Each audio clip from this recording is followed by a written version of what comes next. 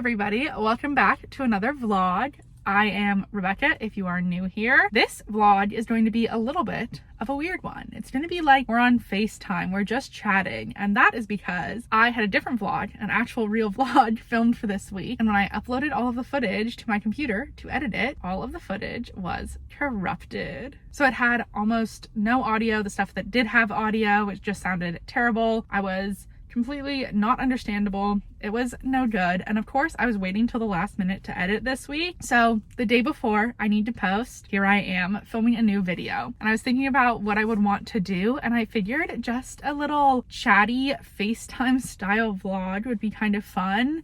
I am now sitting in a parking lot because I'm also out of town today. So that's super great and helpful. I have lunch right here that I'm gonna need to eat. And I figured we would just chat. One thing I definitely want to talk about is books that I've been reading recently and some more things that I'm excited to read in the future.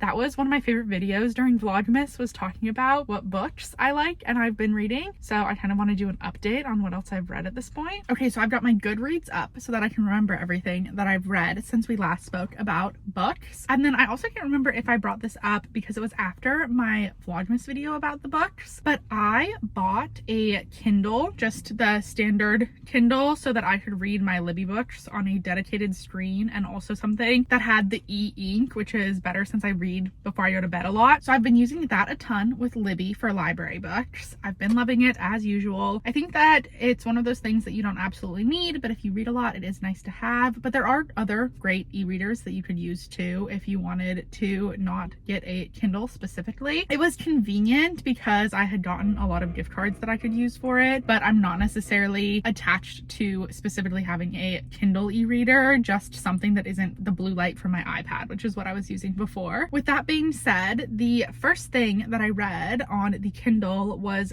Framed: Astonishing True Stories of Wrongful Convictions by John Grisham, and I gave this 4 out of 5 stars. So this is actually by John Grisham and Jim McCloskey. Jim McCloskey has founded a ministry based on helping people who have been wrongfully convicted of crimes. So in this book, he and John Grisham go back and forth telling the stories of people who were wrongfully convicted. I find those stories super compelling. This book is no exception. All of the stories that are included are really interesting. They go into the details about the people and the cases, but it's not necessarily centered on true crime. So as someone who is easily anxious and does not like true crime or like mystery or horror content, I still found this to be a really interesting read. And then it was January, the Wicked movie came out. I had to do it. I read the Wicked book and I really enjoyed it. I gave this 4 out of 5 stars as well. That's my most common rating.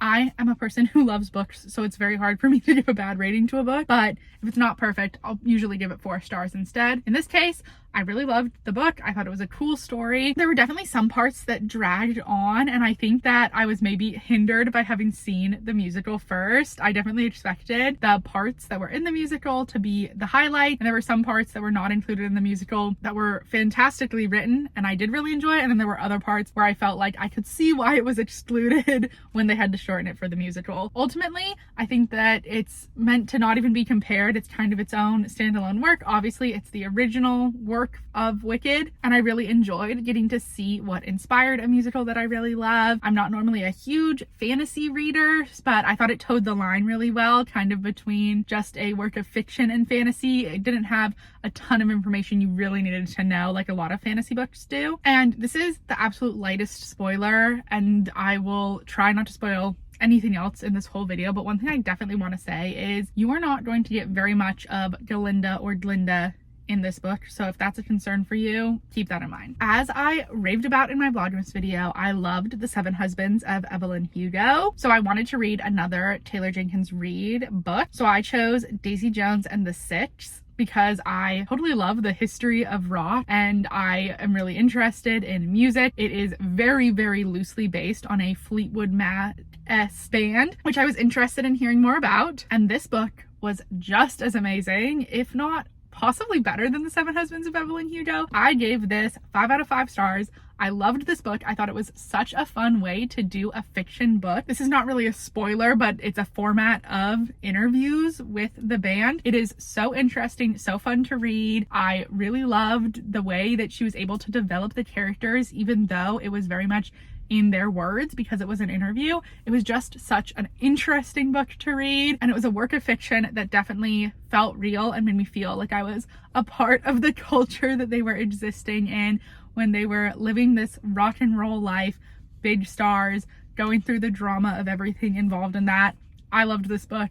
I'm excited to read more by Taylor Jenkins Reid for sure. This next book I actually listened to on audiobook, and I do that a lot with nonfiction books or memoirs. I like to have those on audiobook, especially if they're read by the author, which in this case it was. So this was Just Mercy by Bryan Stevenson.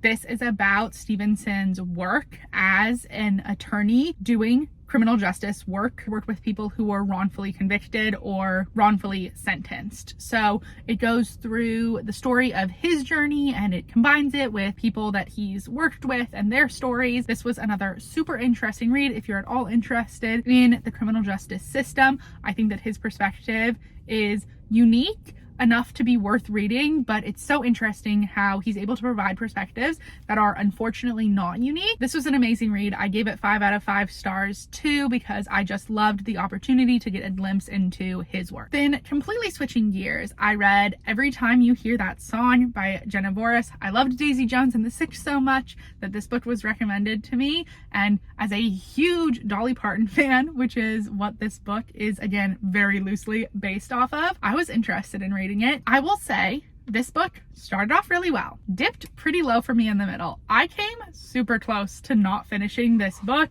marking it as a DNF and moving on, but I decided to push through because it wasn't a very long book. It definitely wasn't a hard read or anything like that, and I actually really liked the way it wrapped up in the end. I thought that that was cute. I will say there is a twist, and I saw it coming from a mile away, and honestly, I am normally an easy person to trick. I am not a person who is constantly seeing the twists before they come, but in this book, it was very obvious what was going to happen. Either way, I ended up enjoying it. I gave it 3 out of 5 stars, and I thought it was a good, cute, quick read. After that, I read Eleanor Oliphant is Completely Fine.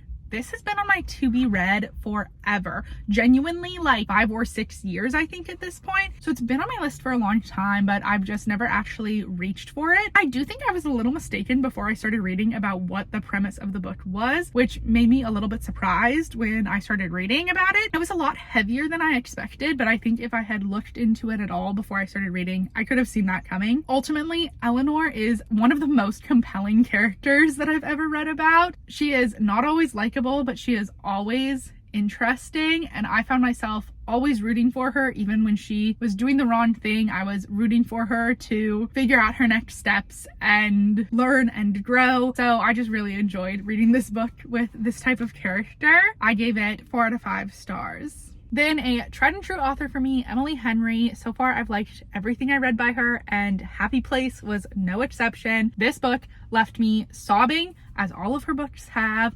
I thought it was so cute, so much fun. The characters in this I was so attached to. I was rooting for them so hard because I just loved every single one of them. So I was really happy with the wrap up at the end. And I gave this 5 out of 5 stars. I will read any book that Emily Henry puts out, and I can't wait to pick up the next one. Now for what I really was inspired to make this video by, and that is Sunrise on the Reaping by Suzanne Collins. This is the new Hunger Games book. Let me just start off by saying it was so amazing. So here's the deal. I actually knew that this was coming out, but I was not following it super closely. I read Hunger Games when I was in middle school, I want to say late middle school, and I did totally love it, but I was definitely more into Divergent and a couple of other series. So I liked Hunger Games, but I wasn't following it super closely. So to be honest, when The Ballad of Songbirds and Snakes came out, I got the book and then I didn't read it, which I regret doing now, just to be clear. But at the time, I just wasn't super interested in Snow's backstory. I wasn't seeing a lot of dimension to him or really any ambiguity, and I wasn't interested in reading his love story. That felt gross to me. Again, at the time. So I didn't really read it. I was going to at some point, but I have a long enough to be read list that it wasn't on the top of it. Then the movie came out, and I am normally staunchly against seeing a movie before I have read the book, but my friends had come back in town and it worked out that we could go see this movie. They really wanted to see it. I decided to make an exception to my rule and I went and saw the movie, loved the movie, thought it was fantastic. So then I knew that I really needed to read the book, but somehow it still just didn't make it to the top of my to be read list. And so,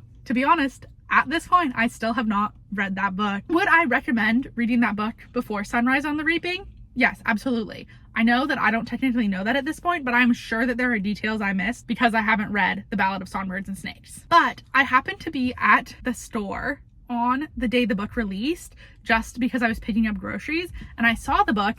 I knew that it must be pretty new. I didn't even realize it was release day, but it must be pretty new because I hadn't seen it at the store before. So I decided that I was just going to grab a copy and read it because I was really interested in learning about Haymitch's backstory and his games and how he became the mentor for District 12. So I picked it up and it just happened to be a day where I was planning to spend the afternoon reading anyway.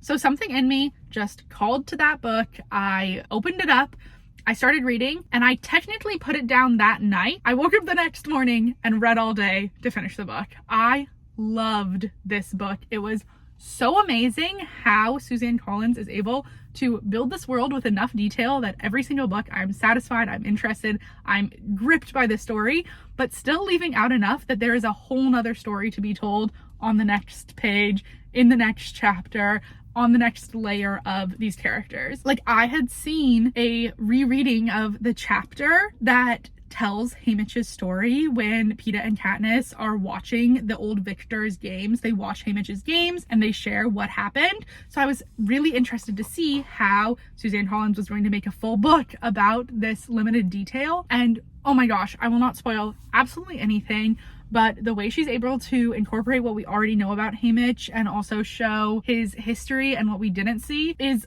unbelievable storytelling. So I loved this book so much.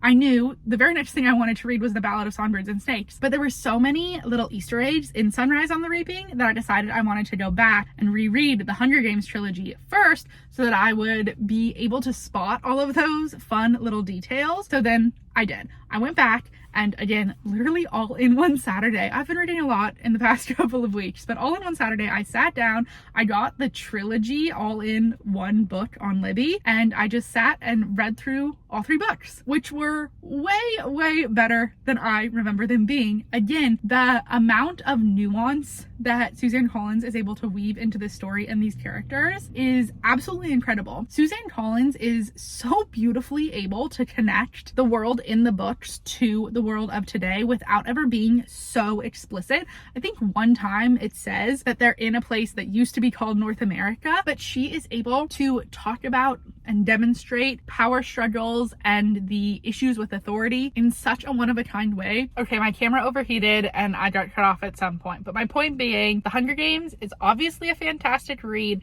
but possibly an even better reread. So that transitions me perfectly into the next books that I want to be reading. First and foremost, top of my list, hopefully getting started this weekend, is The Ballad of Songbirds and Snakes. Now that I've read the trilogy, I'm ready to read the first prequel sequel, and then I'll be ready to reread Sunrise on the Reaping because I loved it that much. Then I also want to read Beach Read by Emily Henry. I feel like it's starting to get warm again. I might even read it at the beach, so I'm excited for this one too. Okay, The Wish by Nicholas Sparks. I've never read a Nicholas Sparks book, but he is one of my friend's favorite authors, so I wanted to give this one a try. So I think that will be an interesting read too. Let me know what you guys have been reading and enjoying so I can add some more to my to be read as always. And with that, thank you so much for watching. I hope you enjoyed this video. Make sure to subscribe for more in the future, and I will see you in the next one.